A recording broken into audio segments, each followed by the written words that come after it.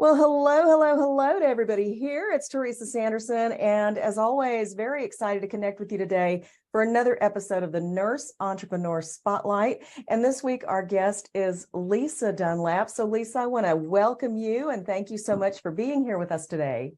Thank you for having me. It's a pleasure. Awesome. Now, for those of you who have not met Lisa yet, I want to let you know that you're in for a treat today with our interview. Lisa is actually a holistic nurse practitioner. She's a public speaker, healer, and a coach. She helps high-achieving women and nurses restore and revive and can reignite their passions, build profitable online health coaching businesses so they can leave the 9 to 5. Now, how awesome is that? This is what we're all about in this group. So part of Lisa's story is that she nearly died to wake up. She had to heal from burnout and start living a life that she loves. So now the women she coaches don't have to wait or hit rock bottom in order to start healing. So while working on the front lines of the pandemic as a hospice nurse practitioner and juggling 2 small children at home, she saw the critical need for women in healthcare to prioritize their mental health.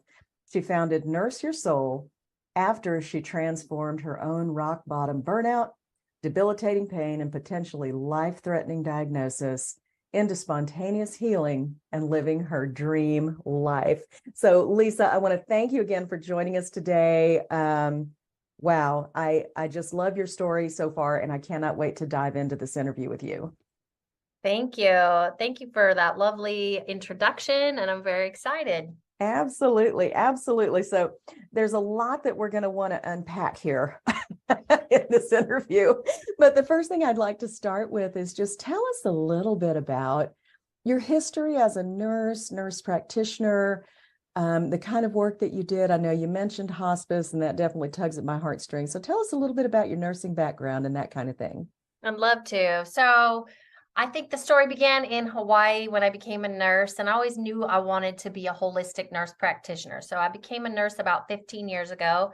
But about 25 years ago, I was doing all like herbalism, energy healing, meditation. And like most people always ask me this, how did you become holistic? I became holistic to heal myself and just started getting certifications in those things. I never thought I'd be a nurse. I was going down the natural path, the alternative healer. I grew up in Seattle, right on Capitol Hill. It was very alternative back in the 90s and 80s. It still is. Yeah. But then it hit me. I went traveling right after college around the world, went to third world countries, underserved places. And it was like, okay, native medicine exists everywhere. They don't need my alternative healing. At that time, I thought I would go to other countries and serve. They need some Western medicine. And maybe if I get Western medicine training, I can help open people's minds to alternative healing. And so from the beginning, my vision was this integration of East meets West as a nurse practitioner. But I took the baby steps. I did my I did my RN, accelerated. Maybe that's not a baby step, but it's a big step. RN accelerated. And I did 5 years in the community. I was never your traditional med-surg nurse. Okay. One thing I can tell you, if you're still in any kind of nursing training, is that I didn't listen to the naysayers. The teachers pulled me in their office and said, you're focusing on woo-woo stuff and you need to hit the books. And it's like, really? And so I was making the grades and they're like, you're not going to be a good nurse. I had a teacher tell me that. Wow. And I remember that moment because it almost fueled the fire. Like I put my mission up and I was like, nope, I'm going to keep going. And sure enough, I graduated. Plenty of jobs out there, non-bedside, psych, mental health, case management, working with homeless.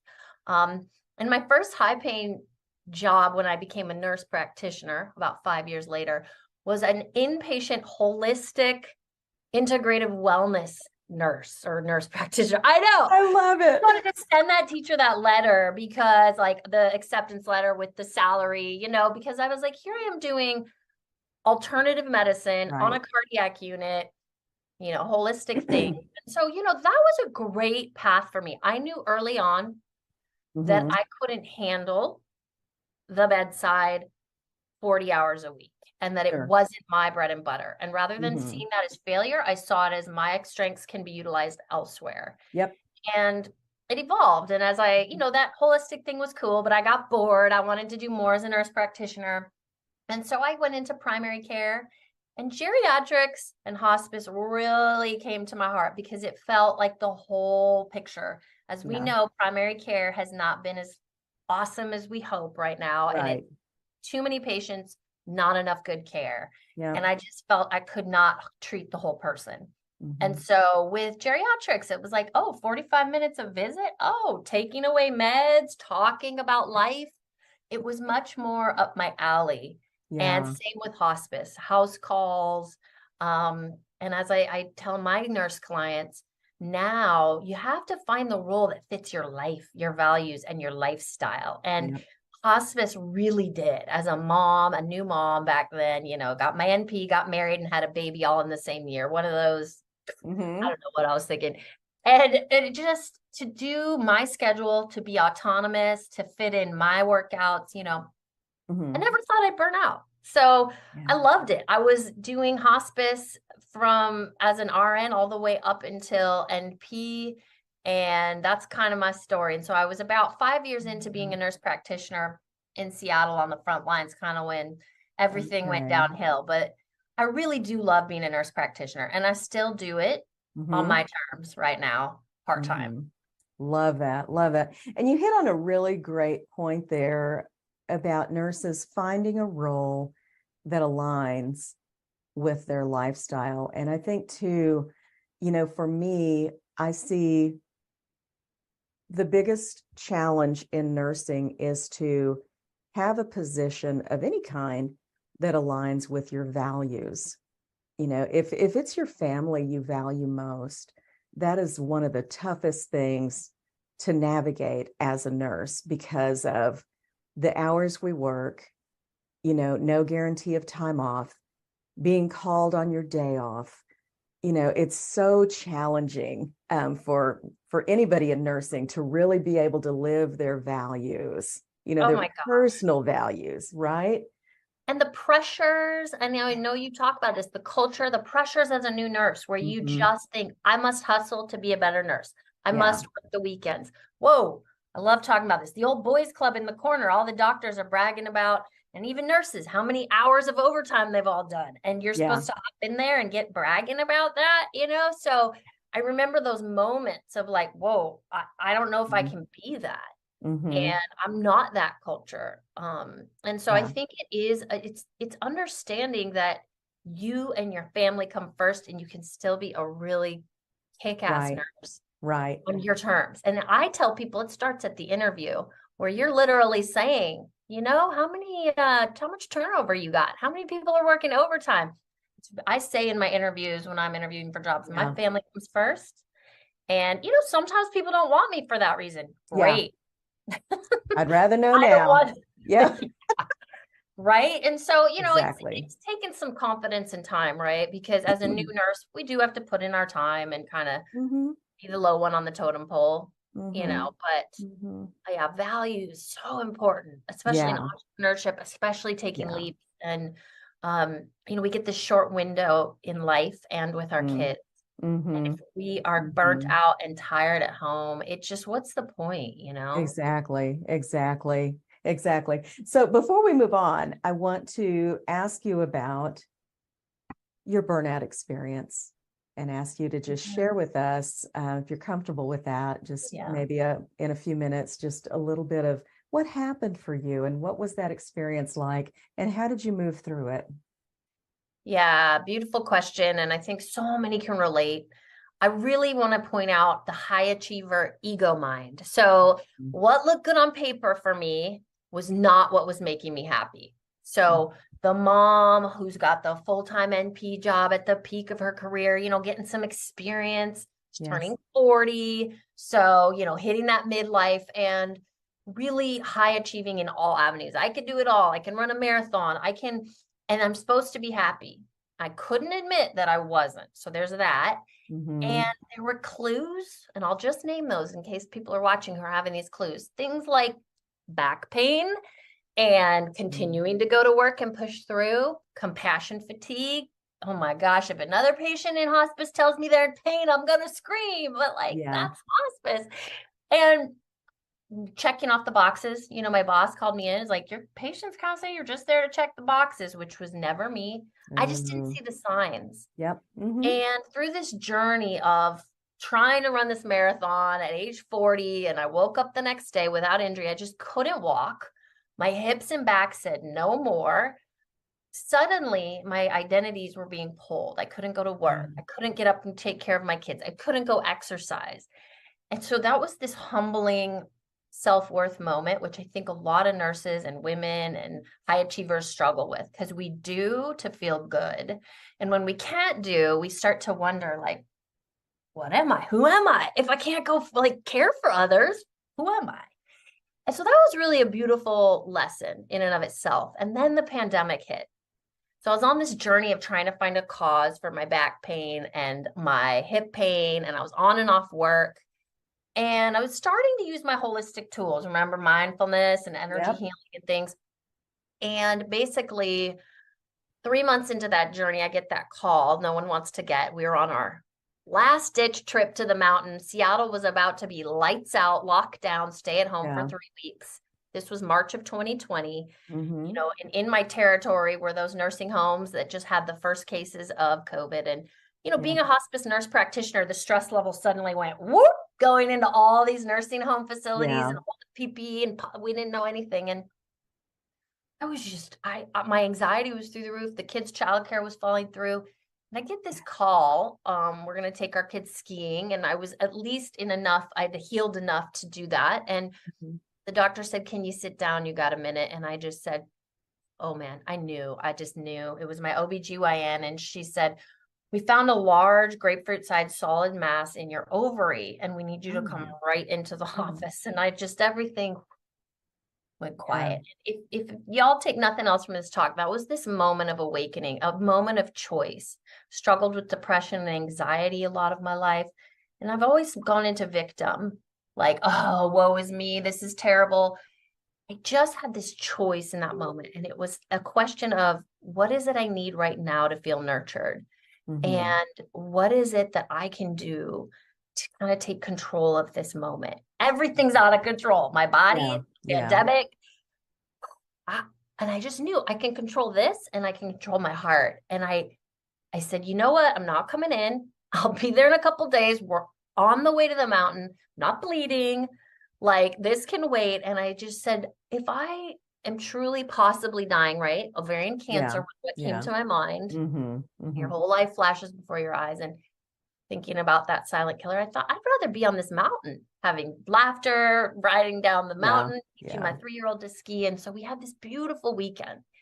And Teresa, the next few months were this beautiful journey of being human and panic, fight or flight. Oh my gosh, it's metastasizing, because I was waiting for answers. Doctors were closing shop. And they didn't really, it wasn't easy. And so I was privileged, and I got to be on disability from my job. So I got to be home with 2 small children in a pandemic. And I chose every day at noon to get on my yoga mat and ask that question, not make a 6-pack of abs, not pressure myself. Sometimes it was, what do you need to feel nurtured? It was crying. Sometimes it was calling friends. Sometimes it was reaching out to my community, and I wrote an email and said, envision this mass getting better. See me surfing, see me snowboarding, see me being an NP. And every time those thoughts of fear, anxiety, victim came up, I thought, what else can I choose? Maybe I go outside and engage my senses. And I really sunk into mindfulness and just being and learning to find joy in the moment. And I know that sounds so cliche, but I couldn't do anything else. I was stuck in a house and stuck in a situation. And so 3 months into it, we get a negative, ovarian cancer diagnosis. And then they go in for surgery, and there's nothing there. It was gone. And the nurse, the doctors and the nurse were like, what? They got separate eyes in the OR checking my scans. Like, never. 11 centimeters, 12 weeks, gone, no imprint. It didn't torsion, it didn't burst. And she was astonished. And I just knew in that moment, wow, this stuff works. Like, mind, body had made me sick. and mind body had healed me. And I had learned to use that. And then just like overnight, it's like, honey, I'm going to quit my 6-figure job. We live in Seattle and I don't know what I'm called yet, but I'm going to help women do the same thing. And he almost fell over. So that's that story. I love it. I love it. And, miracles like that happen, and I think it's such a beautiful thing. So I feel just so good that you shared that story, because I've seen things like that in my career, and I'm sure you've seen other stories as well. And, somebody went in for an abdominal surgery because they had a totally dead intestinal tract and everything dead. And they went in, everything was pink, everything's perfused, everything's working. I mean, things can turn on a dime. Yeah, And totally. And I do yeah. tell people, like, by all means, cancer's real. And by Oh, no yeah, means yeah, am I yeah. saying some people that it's their fault. But Mm, what's interesting, and I kept coming back to, is even if this stuff doesn't work, envisioning it, changing my thinking, at least I feel better right now. And hey, exactly. isn't that what it's all about? Because who knows how much time I have left? And then I really got aware, who knows how much time we all have left?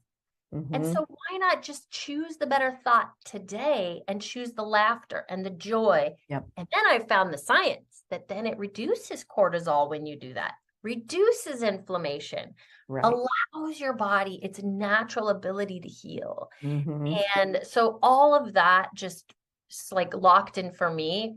What are my Incredible. values?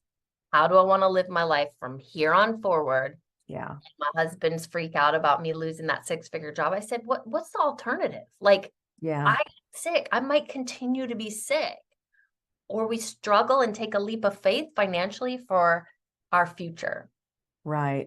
Um, Love, love, love it. Thank you so much for sharing that story. So that kind of leads right into the next question. I was going to ask you what drew you into entrepreneurship, and I think it's pretty clear. You came out of that burnout experience and that experience with your illness on a mission to help other women come through 100%. the I same never kind of thing. thought I'd be an entrepreneur, Teresa.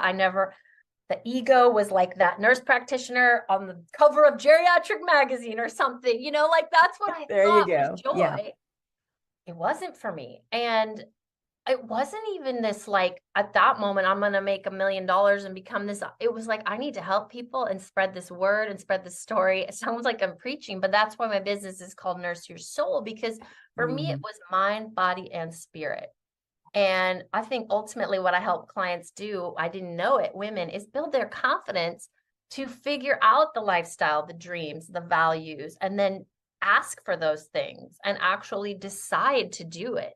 Mhm. And then, of course, you connect the dots going backwards, like Steve Jobs says. And I thought, Yeah. ever since I was a little girl, I had lemonade stands when I was 9 and, door to door car washing, and I made up Yeah. little jingles and I would sing them at the door. And I thought, okay, I had garage Yeah. sales in front of my house when I was like 10.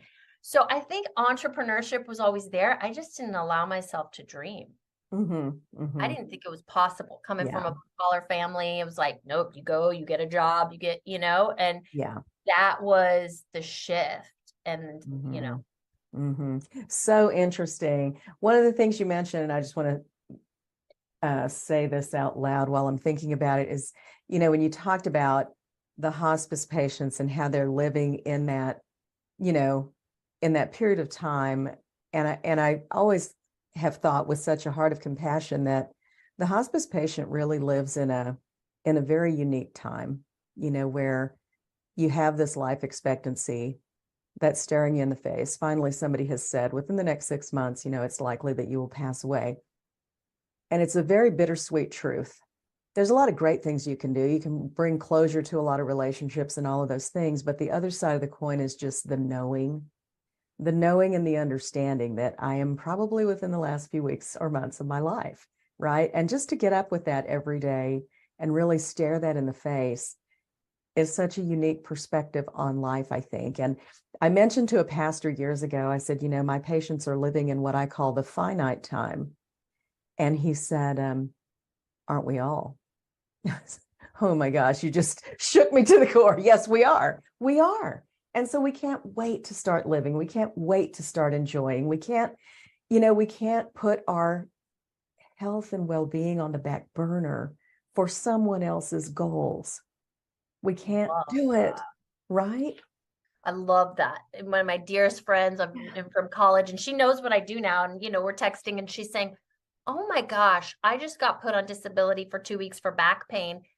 And I felt guilty that I was leaving my unit. I felt like, dang it, I need the money and I'm going to go to work no matter. And she caught herself and she said, can you believe I would put my health, and she's very holistic, on the back burner for that job? And we laughed. I'm like, yeah, but you know what? Step one was your awareness. Beautiful. Exactly. Like that awareness. And I even have chills because she saw it. And then Yeah. of course, the next day she was out, living her best life going, okay, wait a second. And so that's exactly what I just made a little thing about that for my clients about, why be stuck? We can be stuck and be afraid to take the leap and be unhappy. Mm-hmm. Or we can take the leap and maybe it's going to all work out and we can have happiness. And here's the journey of leap. And it's actually really fun, even though it's scary. So what if it fails? Like give a year, give a couple years. And how much did we spend on our nursing degree? It's like, I've spent half a quarter on this business, probably a quarter, than on all my nursing degrees, So these leaps are so powerful. And having that awareness that we're all finite and it really is a choice, our story, how we want to write it every day. Exactly. Love, love, love it. What a great message. What a great message. So tell us now, we know what your business is about. How do you serve your clients, Lisa? What does that look like to work with you? Yeah, thanks for asking. So I do a lot of free workshops and challenges, and I do serve mostly women in healthcare. And I do one-on-one coaching, and it's over 6 months where we really go into restoring and reviving. And that's like the burnout coaching and reigniting their passion. A lot of women I help leave their nursing job, find their dream job. And then I started stepping into, most recently in the past year, helping them build their own online coaching business, because what I really saw is everyone came to me and they wanted to do what I was doing because it inspired them, but they didn't know how. And I started not knowing how, probably like you. And so what's so beautiful is having the perspective of burnout and taking those leaps, and I can show them how far I've come and a little bit faster. And so I do a group program for that. And I have a Facebook group, and I'm not sure if that answers your question. No, that's wonderful. That's wonderful. So you're doing not only one-on-one client coaching, you're doing some group things with your challenges, and you're also public speaking. I forgot. Oh, that's right. You're a lot of public speaking. So in this journey, and that's usually nursing conferences, nursing organizations. You can, as an entrepreneur, charge the high ticket package so that you can do a lot of things for free or for very low cost. And I've come to find in this journey that one thing that I used to almost have a panic attack about and almost didn't graduate from nursing, speaking in front of people, now I just love it. And I think when you have that why and that mission of really helping people see who they can become, and also see how they can still work with nursing and nurse practitioner. You don't have to leave it. You can do it per diem, part-time, find a lower stress role, and just helping people see that, and then helping them see that they can even have a life they never imagined could be possible for them. Because just imagine, like you, I wasn't like this privileged rich girl who had money to start a business or anything. I mean, we had zero. And we didn't have rent or anything coming in except my husband's salary in Seattle when I made this choice. And so it's always a leap of faith. It's always a leap of faith, and it is scary, and it can be anxiety provoking and all of these things. But when you make the leap, one thing that everybody out there needs to know is that you're going to connect with other really cool people along the way who are making the same leap. And that's like Lisa and I here today. But you connect with these same people who are doing the same thing. And, there's that old phrase of bloom where you're planted. You get to choose that place. you get to choose that place. So whether you stay in traditional nursing and maybe you take a gig related, role or just something per diem, but I mean, just do you. I always want to tell nurses, do nursing differently. It doesn't have to look like it looked 30 years ago or 50 years ago. Do it your way. Totally. And You that vision I always thought would be brick and mortar, East meets West integration. And then I find, oh my gosh, in the pandemic, I can do energy healing across Zoom for my clients. I can talk about Fantastic. aromatherapy. We can talk about manifestation, envisioning. I really just teach the tools that work for me. And I think that empowers nurses too to see, like, I don't need to go back and get a certification in anything. I did. Right. I didn't. I didn't get a coaching certification. Some my clients in my group, their eyes went big, and I thought, you all signed up, you trusted me, and they laughed at themselves a little because they're like, that's right, we didn't even look it up if you had a coaching certification. And I told them nobody does if they like you and they trust you and they know that you can help them. And we've Exactly. already trained to do that. And even with Mhm. holistic things, it's great to go get a functional medicine. And I'm not saying those are Sure, bad, sure, sure. Mhm. but you can just really infuse what you know into your business or into nursing, whether it's stress management or nutrition or. Mm-hmm. And I love that too. I always share with people I'm an associate degree RN. Every time I think I've ridden that little degree as far as it will go, new opportunities have opened up for me. I'm a lifelong learner. And, you know, my unique life experiences, just like yours, qualify me to do the things I do, to teach the things I teach, and work with clients in the ways that I do. And so every nurse needs to hear that message. Your your way of doing nursing is totally different than mine, totally different than Lisa's.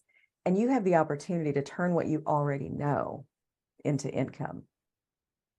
I love that. That was Yeah. actually going to be my one tip for the aspiring. Well, I have a lot, but Yeah. that was going to be my tip Okay. for any entrepreneurs out there, and really aspiring and listening to that inner intuition that that thing that makes your butterflies and go, but what if? But oh, what will they think? Oh, but what about the money? That's the thing to listen to.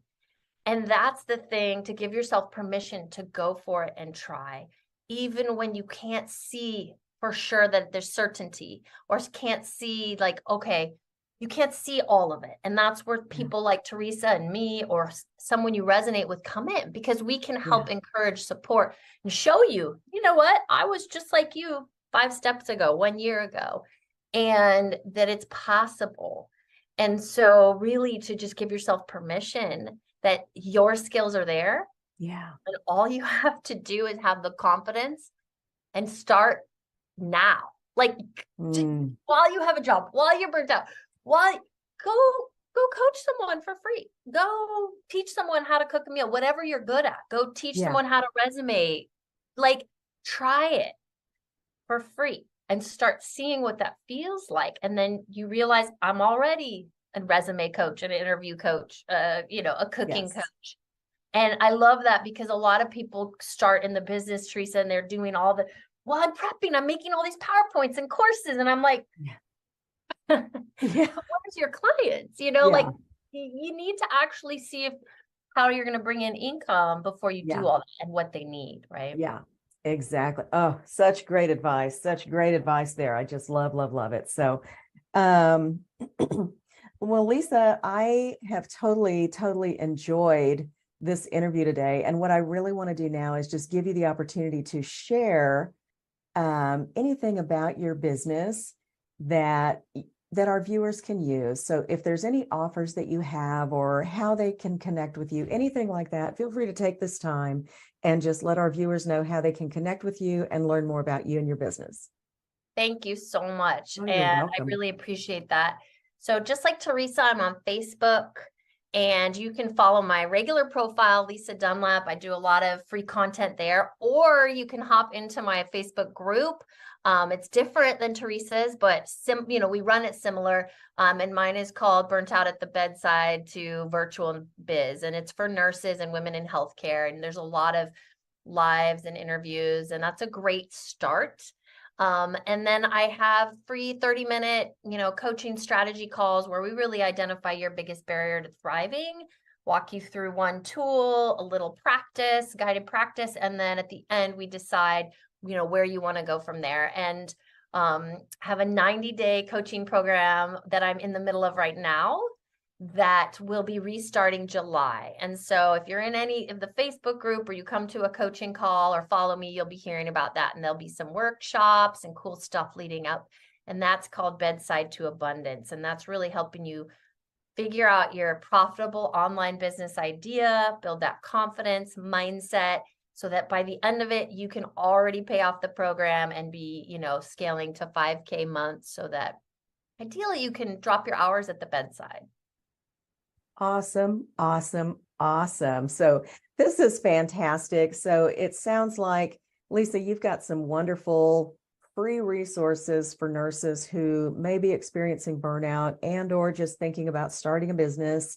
So I want to encourage all of you, if Lisa is speaking your language today, I want you to reach out to her, connect to her, and see what she can share with you and how she can support you on your journey. And that is it for our episode today of the Nurse Entrepreneur Spotlight. I just want to say again, thank you, Lisa, for joining us today and sharing your time and your expertise and journey with us. Absolutely. And thank you for mentioning that. If you go to my website, there's tons of free resources, Nurse Your Soul with Lisa. And this is great. Thank you for having this platform. No problem. I love doing this. So nurseyoursoulwithlisa.com, is that right? Mm-hmm. Okay, that's the website, guys. And thank you everybody for tuning in. We will see you next time on the Nurse Entrepreneur Spotlight. Bye for now.